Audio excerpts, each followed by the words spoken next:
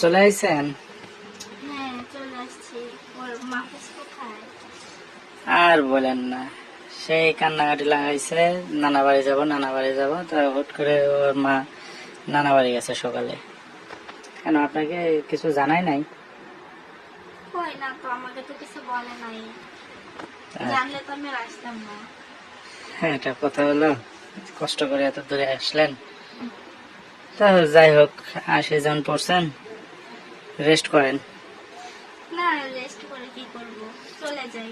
যেহেতু নাই, আমি জানি যে আসছে, আমি তো জানি না। জানলে তো আর আসতাম না কষ্ট করে। আসছেন, ভালোই হয়েছে। একটু গল্প টল্প করা যাবে, বুঝেন নাই? হুম, অন্যদিন তো সময় পাই না। আপনি যান নাই? আপনি বাসায় যে?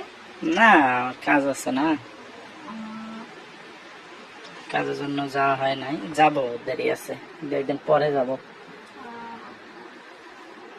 বুঝতে পারছি।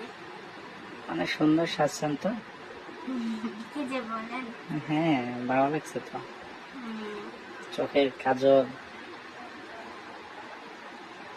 আমি এমনি সবসময় কাজল দিই। হুম, আমার ভালো লাগে এটা। না, অন্যদিন তো এভাবে খেয়াল করি না। আজকে আজকে বাসায় আছেন তাই হয়তো চোখে পড়ছে, দেখছেন। না, তাছাড়া আমি এইভাবেই আসি। মনে হচ্ছে আজকে একটু স্পেশাল। না না, স্পেশাল কেন? কোনো স্পেশাল না। কেন, দেখা সাক্ষাৎ কি চলতেছে নাকি? না, দেখা সাক্ষাৎ আসলে বাসা থেকে ওরকম ভাবে চলতেছে না। বিয়ে করবেন না? কতদিন আর এভাবে থাকবেন একা একা? আসলে আমি যদি বিয়ে করি তাহলে আমার পরিবারের হালটা ধরবে কে, তাই না? হুম, বাবা মা তো ওরকম ভাবে না, বাবা অসুস্থ। আমারই দেখা গেল সংসার চালাতে হয় টিউশনি করে। হ্যাঁ, সে তো আমি জানি। ভালো কথা। মাহফুজের লেখাপড়া কেমন চলছে? খবর নিতে পারি না। চলছে ভালোই, ও তো ভালো স্টুডেন্ট, ভালোই পড়াশোনা করছে। হ্যাঁ, আপনি একটু ভালো করে পড়ায়েন। হ্যাঁ, তা তো অবশ্যই। আমাকে পড়ানোর জন্যই রাখছেন, আমি যদি না পড়াই তাহলে হবে? হ্যাঁ, আজকে তো ছেলে নাই, তাহলে আজকে আমাকে পড়ান। কি বলেন, আপনাকে পড়াবো কিভাবে? আহ, আপনার যতটুকু জ্ঞান ততটুকু কি আমার আছে? না, খালি কি পড়ালেই পড়ানো হয়?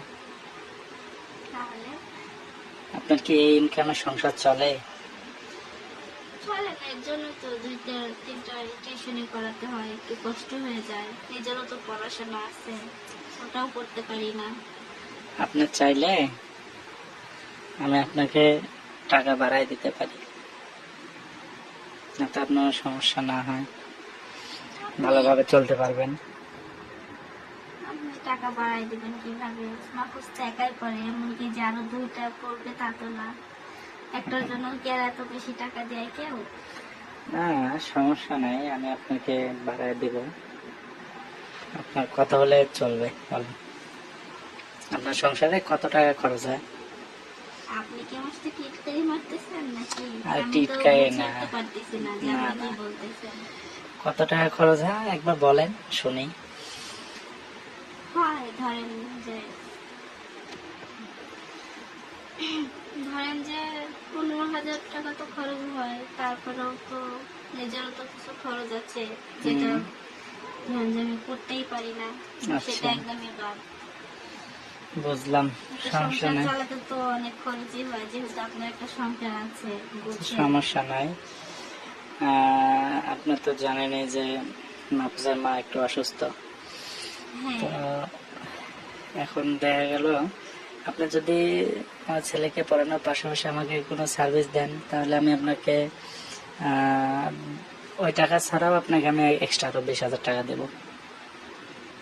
কি বলেন, আমি কিছু বুঝতেছি না আসলে। আপনি আমাকে এত টাকা দিবেন, কিসের কথা বলতেছেন, কি করে এখন দিব? বুঝেন না, এখন আপনার তো বিয়ে হয় নাই, তাই না? হ্যাঁ, হয় নাই, হবে হয়তো কোনোদিন। এদিকে মনে করেন যে মাথাতে মায়াও তো ওইভাবে পারে না, আমার তো চাহিদা মেটাতে পারে না। যদি আমাকে মাঝে মাঝে একটু সময় দেন, তাহলে আমি, আমার জন্য ভালো হয়, আপনার জন্য ভালো হয়। আসলে এটা কি ঠিক হবে?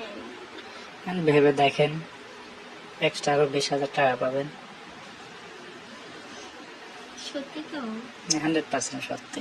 আবার এই আপনি আমার মানে এই বিষয়ে আবার কাউকে বলবেন না তো? তখন দেখা গেল যে আমার টিউশনিটাই বন্ধ হয়ে গেল, আরে তখন না, আমি ফ্যামিলি কিভাবে চালাবো?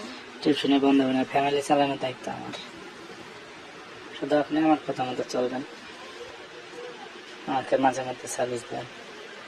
আমি যদি মাসে 20,000 করে পাই তাহলে তো আমার কোনো সমস্যা নেই, তাই? কারণ আমার কাছে টাকাটাই অনেক কিছু।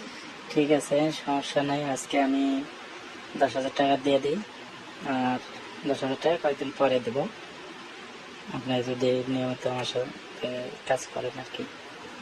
ঠিক আছে। তো আজকে তো বাসা ফাঁকাই আছে ঠিক নাকি? আছে।